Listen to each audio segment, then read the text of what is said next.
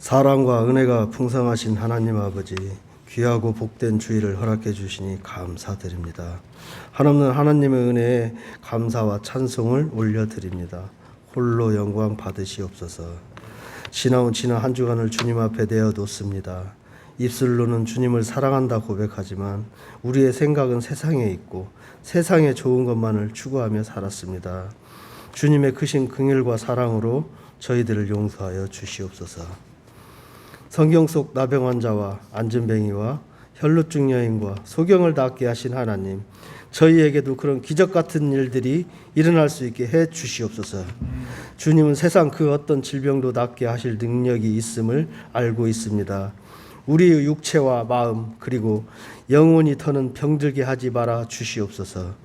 주님의 능력만이 우리의 모든 육체와 마음과 그리고 영혼을 낫게 하실 줄을 믿습니다.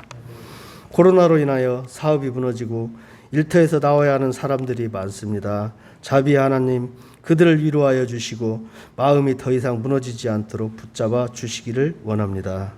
속히 새로운 일터를 허락하시고 무너진 사업이 일어설 수 있도록 긍휼을 베풀어 주시옵소서. 또한 우리 고유의 명절 추석입니다.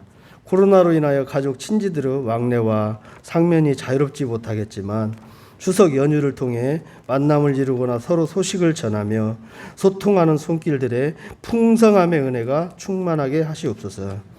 하나님 아버지, 항상 말씀을 전하시는 목사님에게 권능과 능력을 주시어 피곤치 않게 하시고 가정과 건강도 지켜주셔서 온전히 몸된 교회와 성도들을 위하여 일할 수 있게 하시옵소서. 또한 이 예배를 위하여 수고와 봉사를 아끼지 않는 귀한 손길들이 있사오니 저들의 손길들 위에도 축복하사 하늘의 창고에 쌓이고 넘치는 복을 허락하여 주시옵소서. 우리의 구원자가 되시는 주 예수 그리스도의 이름으로 감사하며 기도드리옵나이다. 아멘.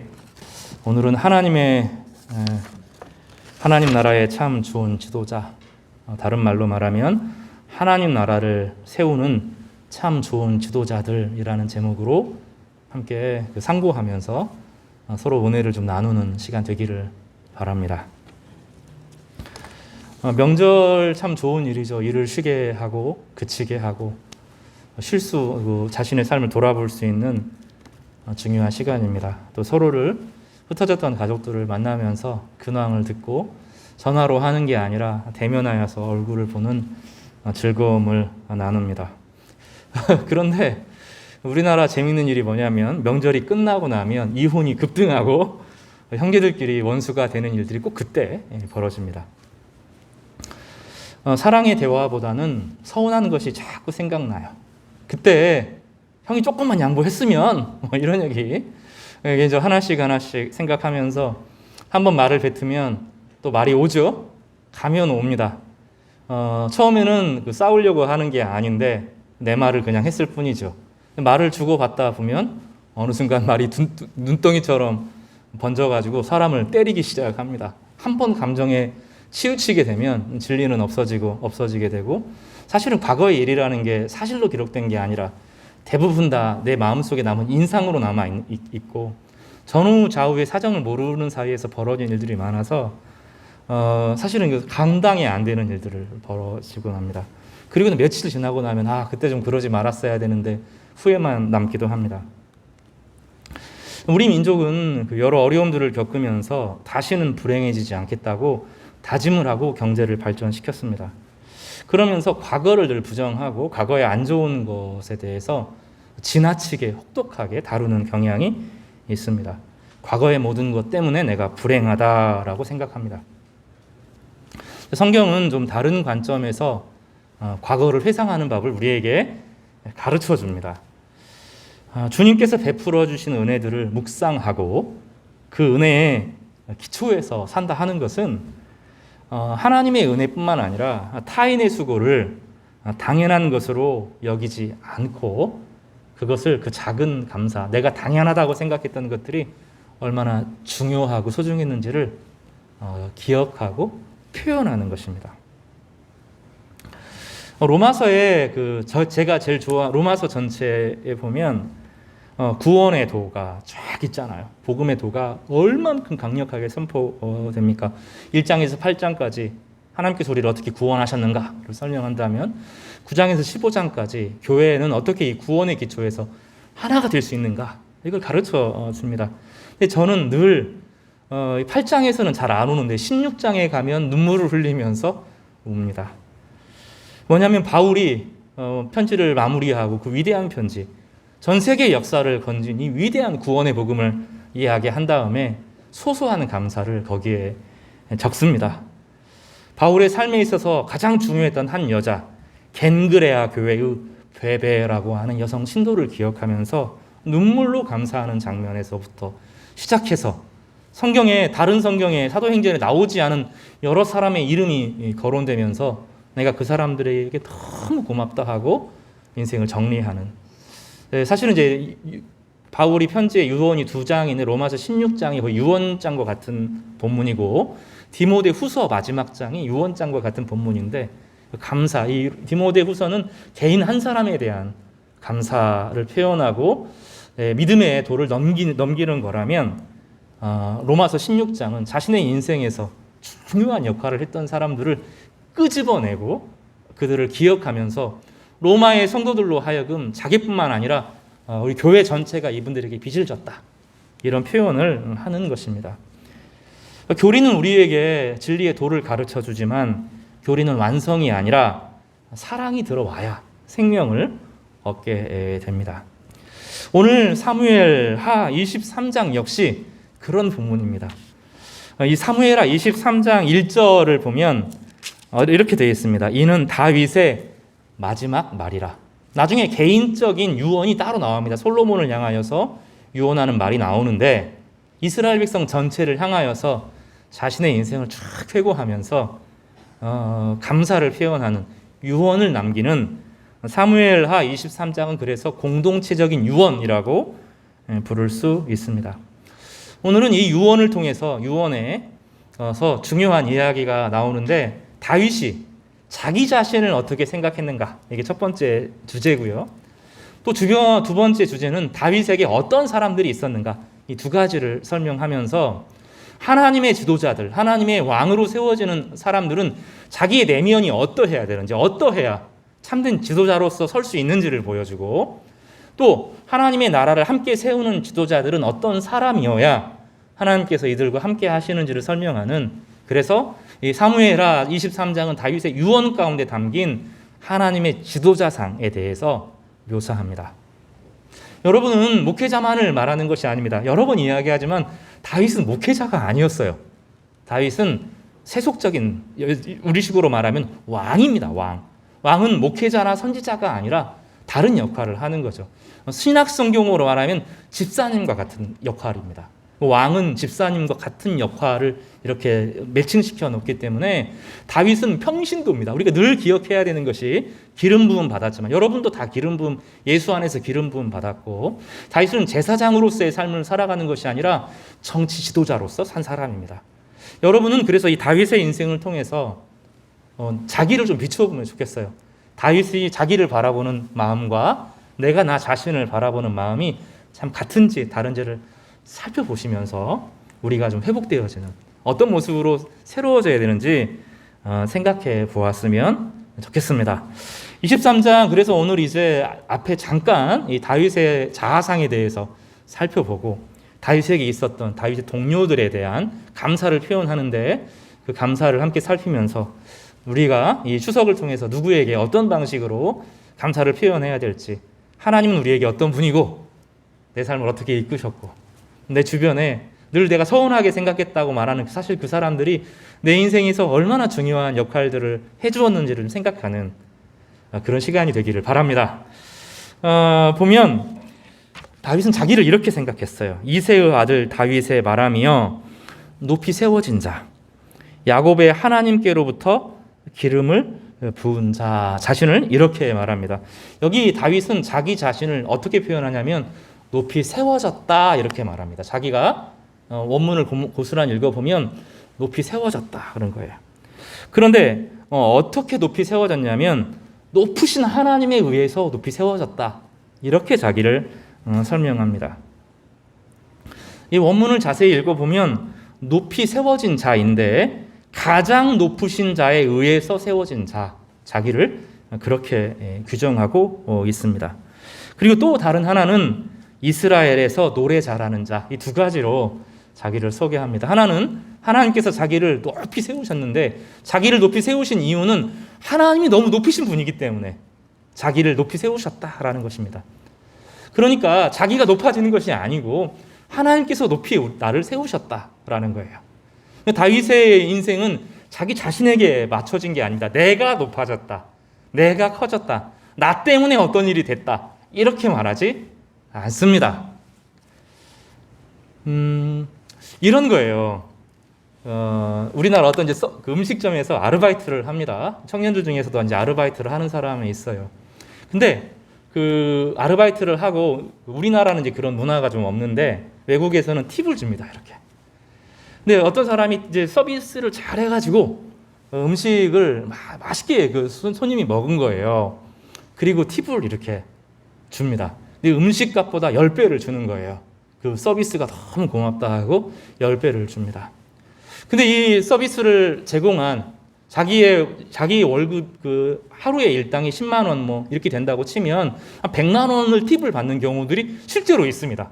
그런 일들이 있어요. 100만 원을 받았어요. 100만 원을 받았는데 양심적인 거예요. 이 사람이. 왜냐하면 자기는 음식을 날랐을 뿐이에요. 음식은 누가 만들었어요? 요리사가 만든 겁니다. 요리사가 만든 음식을 배달했을 뿐인데 그 손님이 너무 기뻐해서 자기에게 그 엄청나게 많은 팁을 주는 거죠. 다윗의 인상은 그런 거였어요. 지금 내가 엄청나게 일을 하고 왕국을 이룬 것이 아니고 하나님이 나를 높이 세우셔서 내가 이 모든 일을 이루었다라고 하는 확고한 자아상이 있었습니다. 다윗은 그것을 버리지를 않아요. 우리의 인생에서 여전히 우리가 타인에게 시선을 두고 그 사람 때문에 내 인생이 망했다. 아니면 내 자신이 잘해서 성공했다. 내 자신이 안 돼서라고 말하는 것은 여전히 하나님의 주권에 대해서 무지한 겁니다.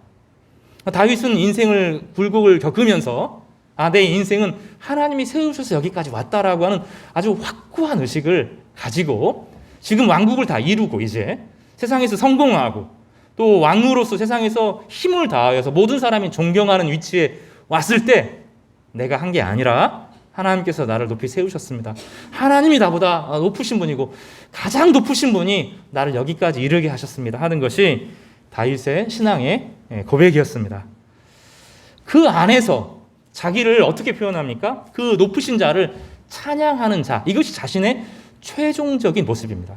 지금 다윗이 이야기하려고 하는 것은 왕이 되었다, 내가 높아졌다는 것이 아닙니다. 오늘 본문에 보면 23장 1절에 마지막 보면 이렇게 되어 있어요. 이스라엘의 노래 잘하는 자가 말하노니, 이렇게 되어 있죠. 그러니까 다윗이 자기를 이야기하는 것은 그 자신을 정의할 때 왕이나 정치인이나 세상에서 존경받는 사람이 아니라 나는 그 높으신 하나님을 노래하는 사람이다, 그 얘기를 하고 싶은 거예요.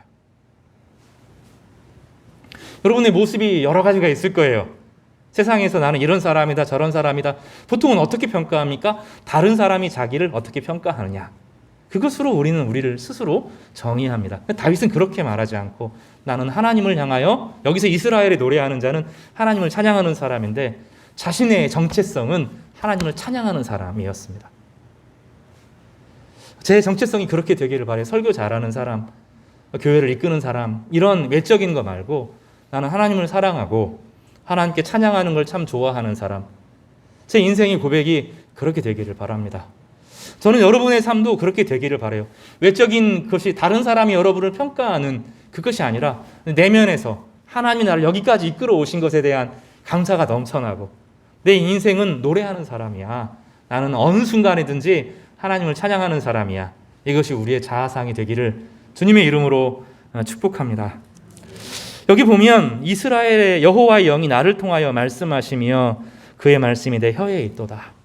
그는 그 하나님이 주시는 찬양을 하는 가운데, 하나님과 깊은 교감을 나누는 가운데 이 혀의 말로 하나님께 복음을 증거하는 사람이었습니다. 이스라엘의 하나님이 말씀하시며 이스라엘의 반석이 내게 이르시기를, 뭐라고 말합니까? 사람을 공의로 다스리는 자, 하나님을 경외함으로 다스리는 자요. 이 다윗이 경험하는 게 무엇이에요? 하나님을 찬양하는 자기예요. 자기는 다른 것이 아니에요. 사람들이 막 자기를 높이고 훌륭한 다윗, 나라를 통일한 다윗, 두 남과 북으로 흩어졌던 나라를 하나 시킨 다윗, 전 세계의 수많은 나라들에게 평화를 가져온 다윗. 다윗은 그게 아니라는 거예요. 나는 하나님을 찬양하는 사람이다. 자신의 정체성은 수많은 외적인 것이 아니라 내면으로 나는 하나님을 찬양하는 사람이고 찬양하는 사람으로 있고 싶다. 이렇게 간절하게 고백을 할 때 하나님께서 다윗에게 마음 가운데 이런 말씀을 하시는 거예요. 사람을 공의로 다스리는 자, 하나님을 경외함으로 네가 다스리는구나. 그렇게 이야기를 해주시는 겁니다. 내면에 그 자신감이 있었어요. 이거를 자아상이라고 부릅니다. 자아상. 내가 자기를 싫어해요. 많은 그리스도인들이 자기 자신을 너무 싫어합니다. 이런 단계가 필요해요. 자기 자신을 너무 싫어하는 단계. 죄로 인해서 죽는 단계가 우리 가운데 필요합니다.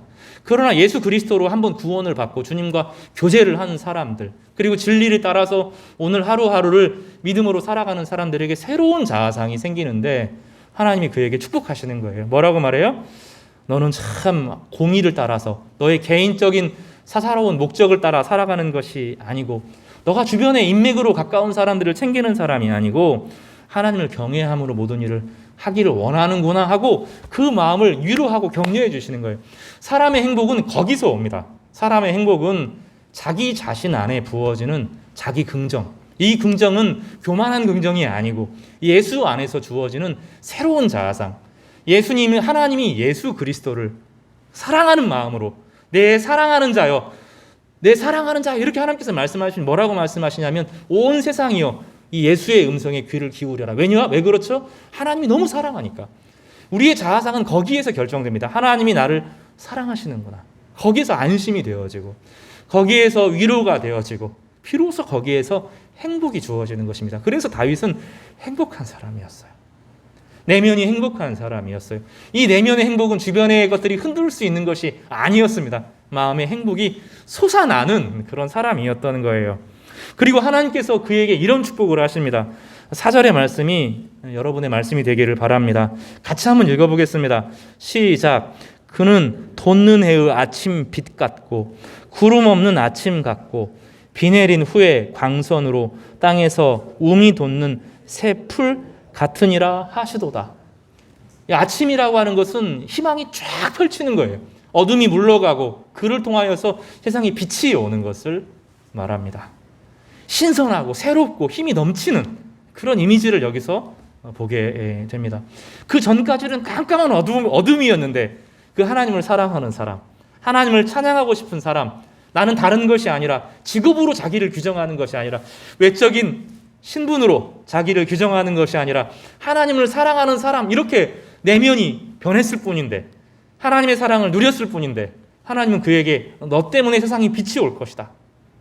세상의 모든 절망이 너로 인하여서 사라질 것이다. 이렇게 축복하는 것입니다. 이것을 뭐라고 부르냐면 구약 성경에 나와 있는 모든 이야기를 합치면 이렇게 정의할 수 있습니다. 따라서 해볼까요? 복의 근원.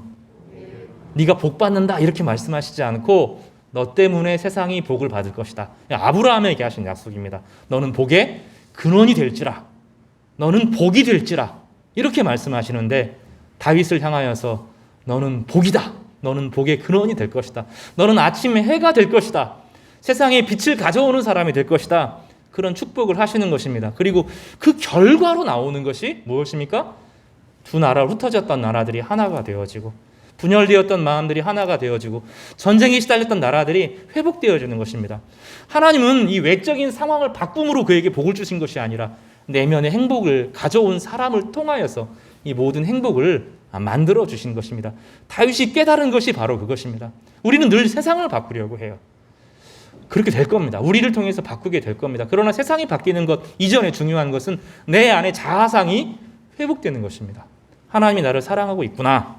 하나님이 나를 좋아하고 있구나. 하나님이 나 때문에 행복하구나. 하나님이 나를 인해서 막 기뻐하시는구나. 이것이 다윗의 자아상이었던 것입니다. 이 사람이야말로 하나님께서 마음이 합한 사람이라고 불러주신 것입니다. 성도 여러분, 그 어떤 것의 회복보다도 마음이 회복되는 것이 중요합니다. 하나님의 사랑받는 자로서 자기 자신을 바라보시기를 바랍니다. 그런데 안 됩니다. 왜냐하면 과거를 돌아보면 그럴 리가 없잖아요. 그럴 턱이 없잖아요. 자기 자신을 보면 형편없는 모습들이 너무너무 많잖아요. 분노가 끓어오르고 화가 끓어오르고 슬픔에 잠겨있고 여전히 해결되어지지 않은 현실 앞에 도대체 어떻게 내가 나를 사랑하고 하나님의 사랑받는 자로 여길 수 있습니까? 그것이 문제잖아요. 다윗이 지금 이 고백을 하는 것은 밧세바 사건 이후입니다. 그럼에도 불구하고 다윗이 이런 이야기를 하는 것은 하나님의 은혜가 있다는 거예요. 나중에 다윗의 기도는 두 가지로 딱 집약됩니다. 주여 긍휼히 여기소서, 주여 은혜를 베풀어 주소서. 이 두 가지로 다윗의 기도는 집약됩니다. 우리도 마찬가지입니다. 우리 자신을 바라보면 형편없을 때가 많습니다. 이뤄놓은 것도 하나도 없고 아직도 미래에 대한 보장이 되어지도 않고 여전히 풀어야 될 문제는 너무 많습니다. 그것이 우리 자상이 아닙니다. 우리는 예수 안에서 세례를 받았습니다. 세례를 받을 때 예수님이 십자가에 죽으시기 전에 세례를 받음으로 그 물에 확 잠길 때 우리가 세례를 통하여서 그 물에 함께 잠기고 우리가 예수님과 연합되어지는 엄청난 일이 벌어지는 것입니다. 믿음은 그것을 믿는 것입니다. 나는 형편없을 수 있지만 하나님께서 자신의 아들을 이 땅에 보내심으로 그 예수 안에서 세례를 받는 모든 사람들을 하나님의 자녀로 여겨주시는구나, 내 사랑하는 자녀로 불러주시는구나, 이거를 믿는 겁니다. 그러면 그 안에서 행복이 생겨나고 그 믿음 안에서 하나님을 있는 그대로 바라보게 되고 하나님의 보좌에 바로 앞으로 나아가서 기도하는 특권을 누리게 되는 것입니다. 그래서 우리 내면이 변하고 우리 내면이 아름다워지고 하나님을 대하는데 거리낌이 없고 하나님 앞 보좌 앞으로 나아가고 하나님의 이끄심 앞에 경험되어지는 참된 자아상이 회복되는 것입니다. 이것을 우리는 복음이라고 부르는 것입니다. 다윗이 계속 그 얘기를 해요. 자기가 지은 죄가 용서받은 사람이 훨씬 큰 복이 있다. 이거 시편의 다윗의 중요한 고백 중에 하나입니다. 우리는 담대함으로 주님의 보좌 앞에 나아가는 것입니다. 성도 여러분, 우리가 그래서 여기 온 거예요. 우리가 해놓은 일들, 성과들 가지고 보는 것이 아니라 예수 그리스도 안에서 예배하도록 하나님께서 우리를 초대하셨고 우리를 하나님의 자녀로 여겨주시고 그 사랑으로 우리를 안아주시고 품어주시는 것입니다. 오늘 이 예배가 그런 예배가 되기를 바랍니다. 그리고 하나님의 자비와 긍휼을 누리시는 귀한 성도들 되시기를 간절히 바라고 축복합니다. 내 집이 하나님 앞에 이같이 하냐? 하나님이 나와 더불어 영원한 언약을 세우사 만사에 구비하고 견고하게 하셨으니 나의 모든 구원과 나의 모든 소원을 어찌 이루지 아니하시랴. 하나님이 기뻐하심으로 다윗의 기도와 소원을 이루어 주시겠다고 약속하는 음성을 듣는 것입니다.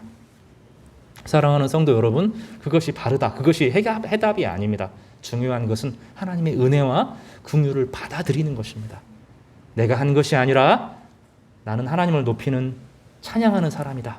이런 정체성을 가질 때 삶의 모든 것들은 내 모든 힘을 다해서 안 됐던 일들이 주님 안에서 주님의 능력으로 해결되어지는 기적을 누리게 될 것입니다. 오늘 다윗이 누렸던 이 은혜가 우리 모두에게 임하기를 주님의 이름으로 축복합니다. 그러면 오늘 두 번째로 살펴볼 것은 다윗의 지도자상, 하나님께서 어떤 사람을 사랑하시는가 우리가 살펴보았다면 두 번째로 살펴볼 것은 다윗 주변에 어떤 사람들이 있었는가에 대한 이야기죠. 다윗에게는 사실 아주 중요한 그 사람들이 있었습니다. 그 사람을 스루야의 아들들이라고 부릅니다. 다윗의 누나가 있었어요. 매형이 스루야였는데 스루야에게 3명의 용사들이 있었습니다. 요압, 아비새, 아사헬이라는 3사람입니다. 통일 왕국의 위대한 지도자들이었고 이 사람들이 승승장구했습니다. 정말로 대단한 전쟁의 영웅들이었습니다. 권력을 같이 나누어 가졌고 가족이니까 다윗을 지켰던 사람입니다. 목숨을 걸고 다윗을 지켰던 여러 번의 기억들이 있습니다. 나중에 보면 아사헬이 죽고 그 사울 가문과의 전쟁에서 죽습니다. 그리고 요압과 아비새가 다윗이 허락하지 않은 전쟁을 하면서 아사헬을 죽인 아브넬을 죽이면서 화평 조약이 깨지게 될 뻔한 위기에 젖어드는 아주 무서운 일이 생기게 됩니다. 요압은 전쟁에서 져본 적이 없는 장수 중에 장수이고 전쟁의 판세를 읽는데 탁월한 사람이었습니다. 다윗에게 가장 유능한 장수는 요압이라는 사람입니다. 정말로 대단한, 모든 것을 믿고 맡길 수 있는 그런 사람이었습니다. 다윗이 나중에 요압 때문에 소가리를 합니다. 성경에서는 다윗이 이 세 명의 가족들에 대해서 긍정적으로 이야기하지 않는 것을 보여지게 되죠. 오늘 본문도 사실은 좀 그렇습니다. 다윗의 용사들에 대한 이야기를 하면 사실은 당연히 다윗이 그 광야에서 어려울 때 가장 힘이 되었던 이 세 사람, 그리고 나중에 다윗이 통일 왕국을 이루고 나서 그 주변에 있는 여러 나라들과의 전쟁에서 다윗을 여러 번 지켜주었던 요압과 아비새, 아사헬이 당연히 먼저 나와야 됩니다. 전쟁의 능력으로도 요압이 가장 탁월합니다. 그런데 성경은 다른 이야기를 합니다.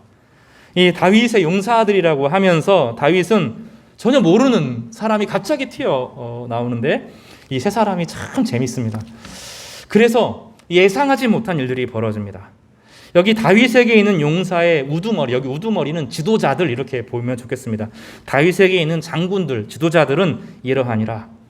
이 사람들에 대해 이렇게 평가합니다. 요압과 아비새와 아사헬, 다윗의 가장 측근들에 대해서는 이런 표현을 전혀 안 썼는데 하나님께서 이렇게 평가합니다.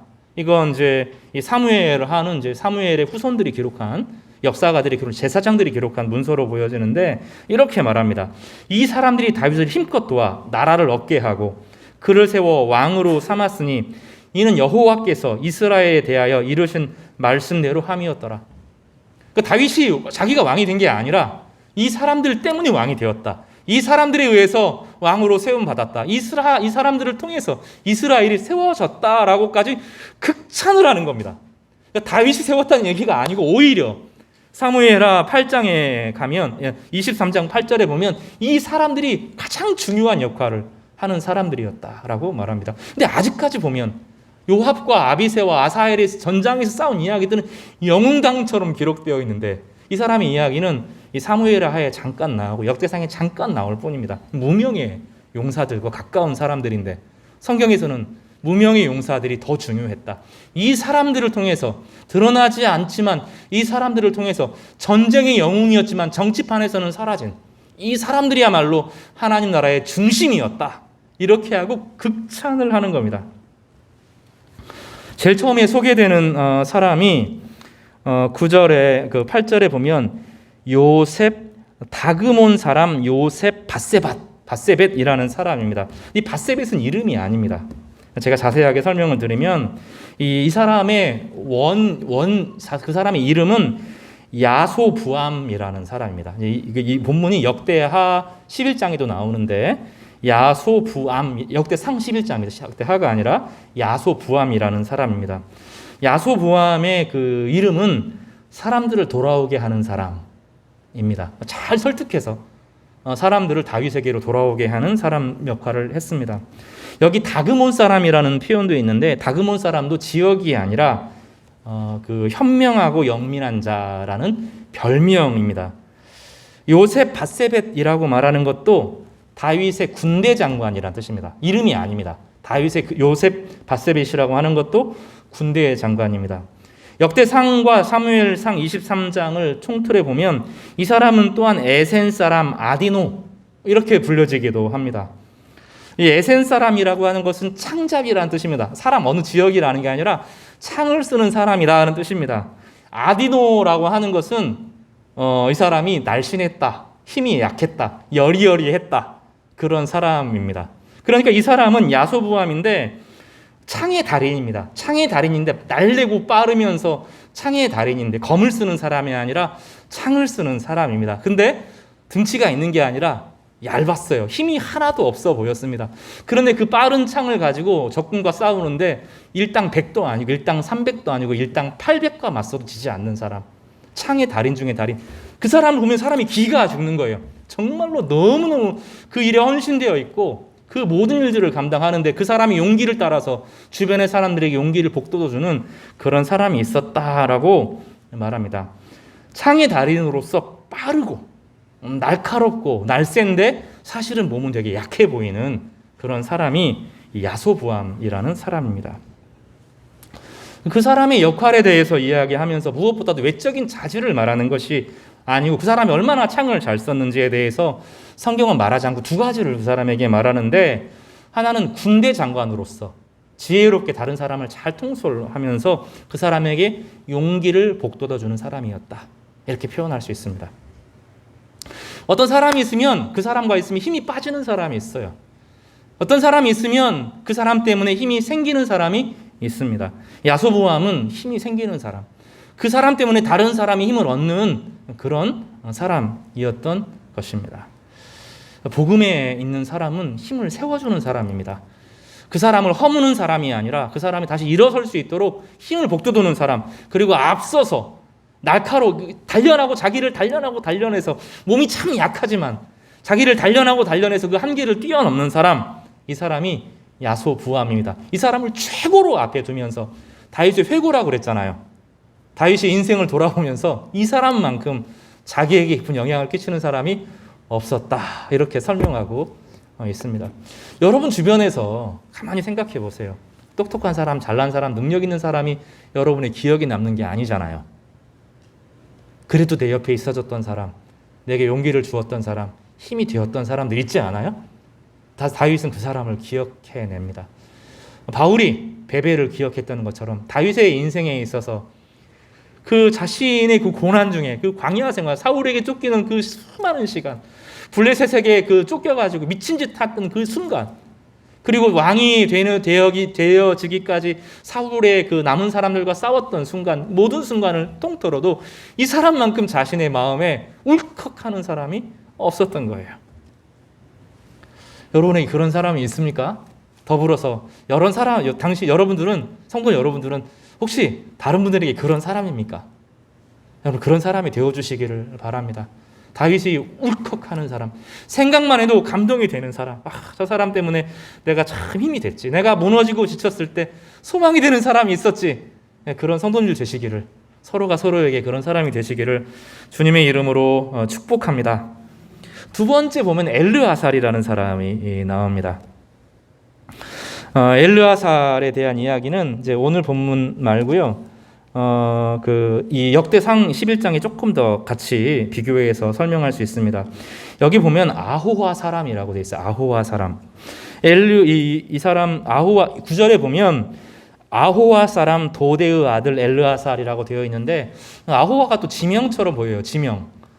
아호와 사람, 그러니까 지명처럼 보이는데 그게 아닙니다. 지명이 아니고요. 원어에 보면 형제애, 그런 뜻입니다. 형제애의 아들, 그런 뜻이에요. 형제의 아들. 무슨 얘기입니까? 형제를 사랑하는 마음이 극에 달한 사람, 그 결과물 같은 사람입니다. 다윗의 형제 같은 사람이었다는 거예요. 이 사람은 그 옆에서 형제가 되어준 사람입니다. 높고 낮음이 아니라 서열로 정리되고 그런 사람이 아니라 그 사람을 끝까지 책임져는 이 브라더후드, 영어로 말하면 브라더후드를 말하면 진짜로 우정을 말하는 거죠. 그러니까 이 사람은 다윗을 다른 것으로 대하는 것이 아니라 진짜 자기 친구처럼 대한 사람입니다. 예전에 요나단과 같은 사람이 있었는데 이 엘르아살이 다윗에게 요나단과 같은 사람이 되었습니다. 이 사람이 어떤 일을 했는지를 성경에서는 이렇게 말합니다. 블레셋 사람들이 쳐들어왔어요. 추수철이었는데 이제 이스라엘 사람들이 보리밭에 들어와서 그거를 싹쓸이 해가려고 합니다. 근데 이 사람이 거기에 뛰어듭니다. 그리고 하나님의 영이 그에게 임하고서 여기 보면 10절에 보면 그가 나가서 손이 피곤하여 그의 손에 칼이 붙기까지 블레셋 사람을 치니라. 그날에 여호와께서 크게 이기게 하셨으므로 백성들은 돌아와 그의 뒤를 따라가며 노력할 뿐이었더라.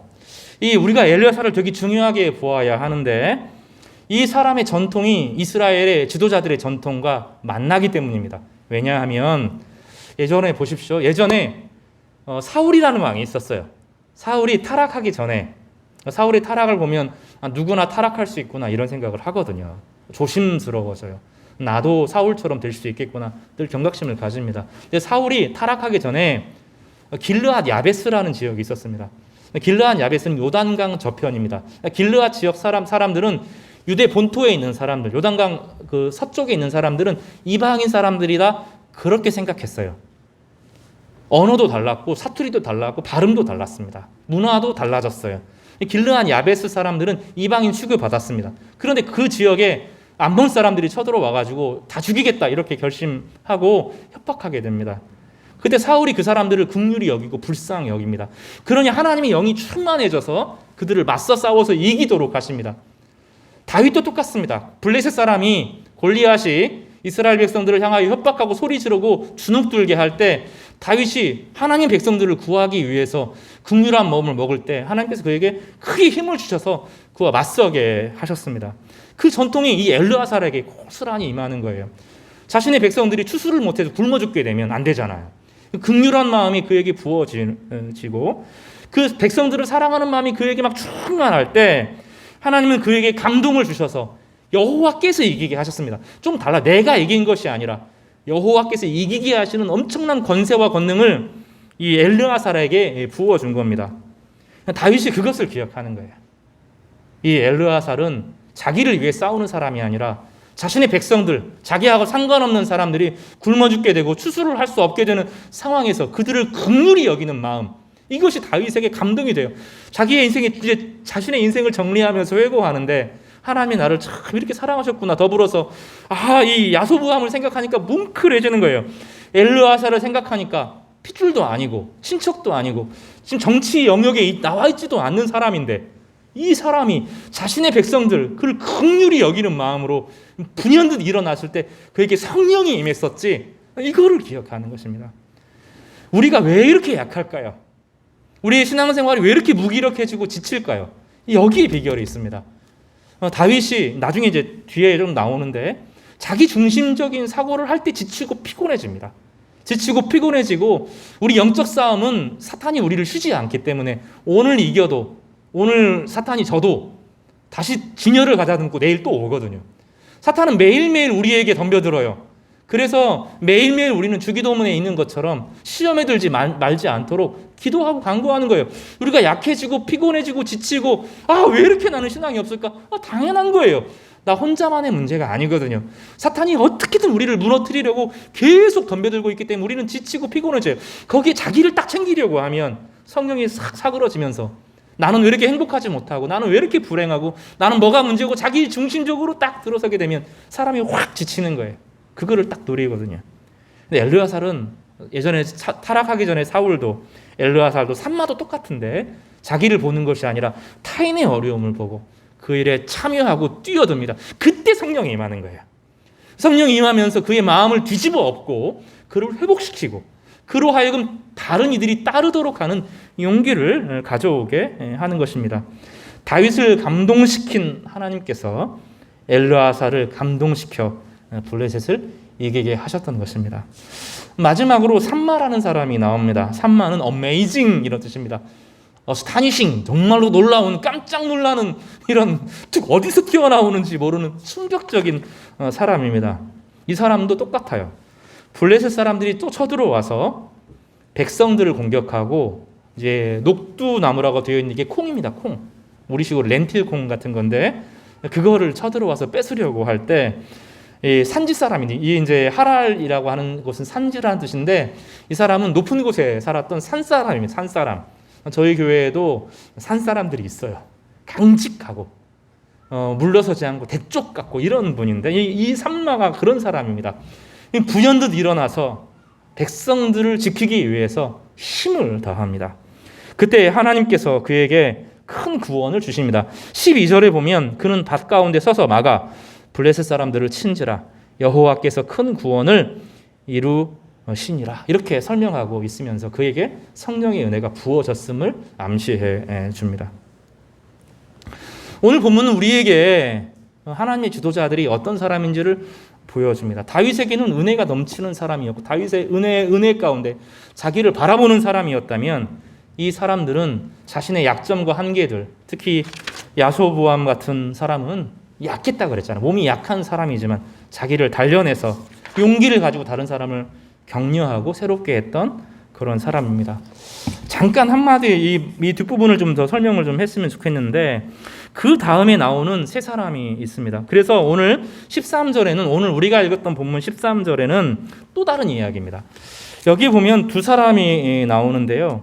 하나는 아까 우리가 다윗의 친척이라고 그랬죠. 아비새가 있는데 요압은 나중에 불행한 죽음을 당하게 되고 아사엘도 죽는데 아비새를 다윗이 좋게 기억을 하는 장면이 잠깐 나옵니다. 아비새는 성격이 급해서 실수가 많은 사람이었어요.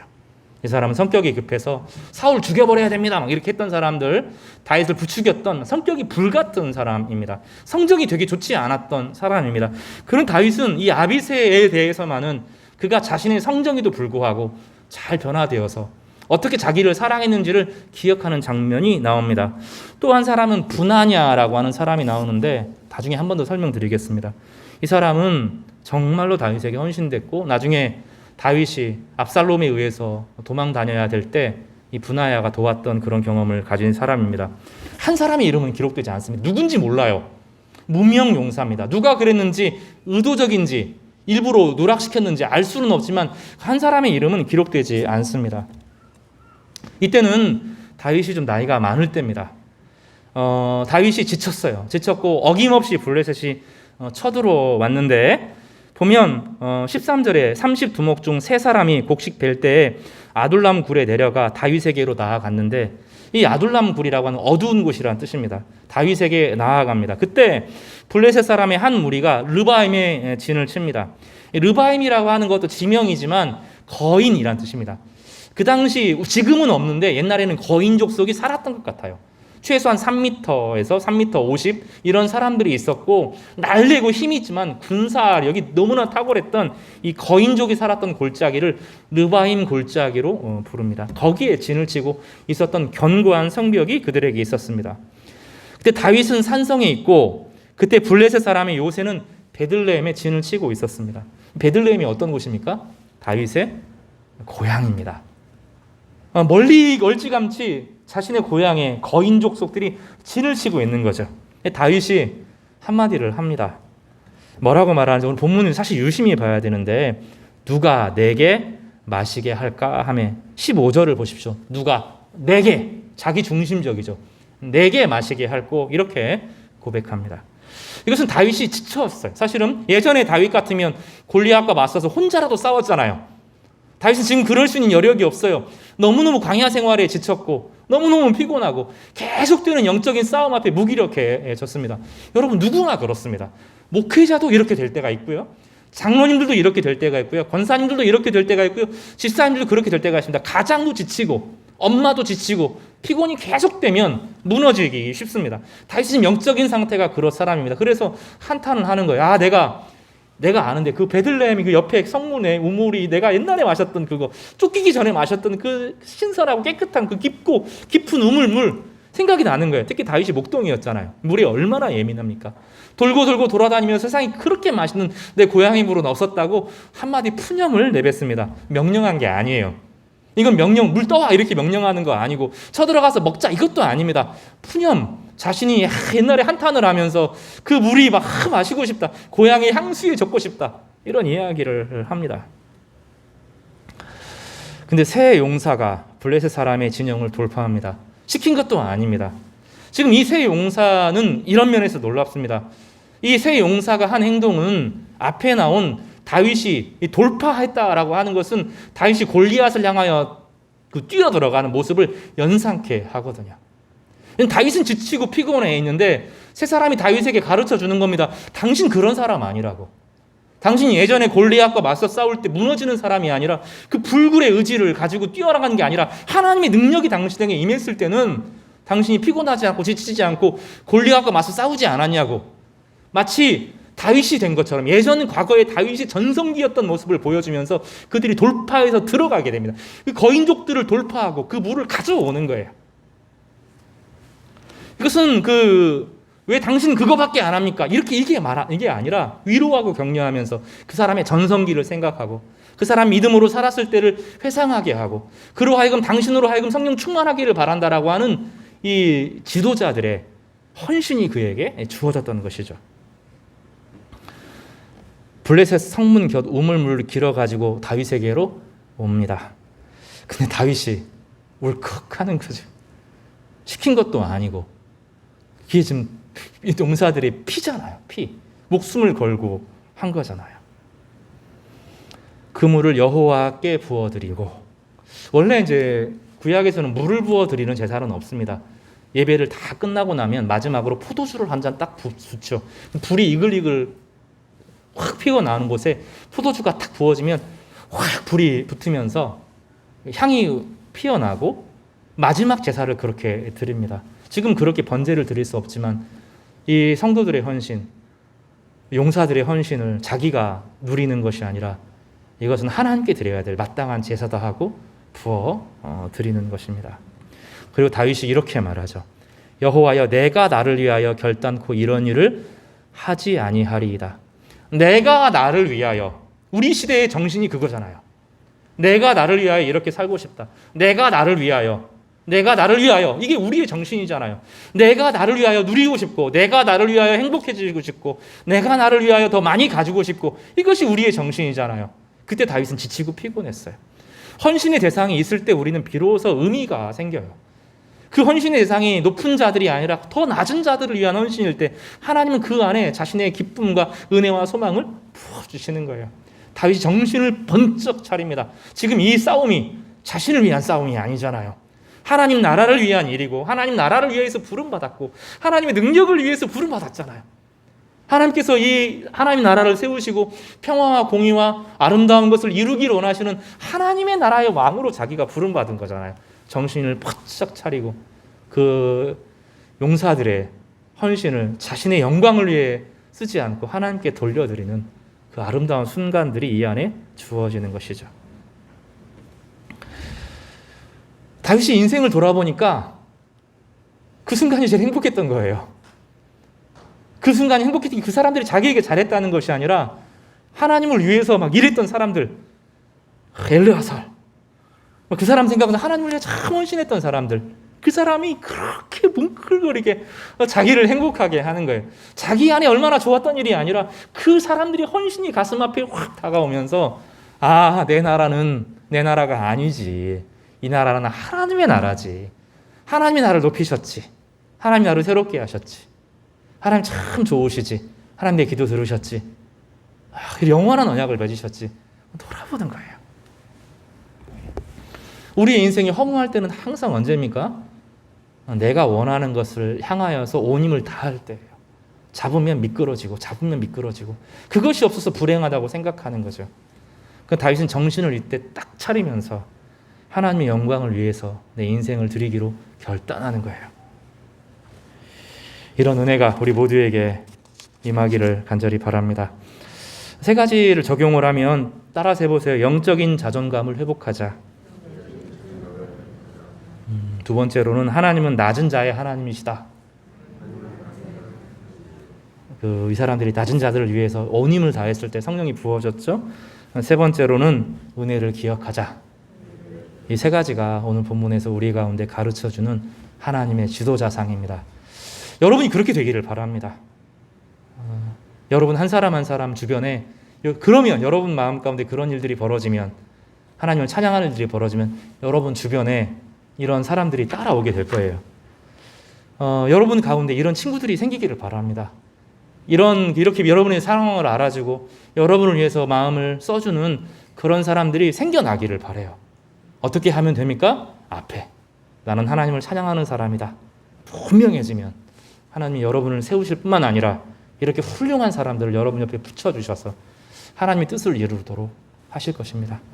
추석에 우리 복의 근원으로서 아름다운 인생을 사시는 여러분 되시기를 주님의 이름으로 축복합니다.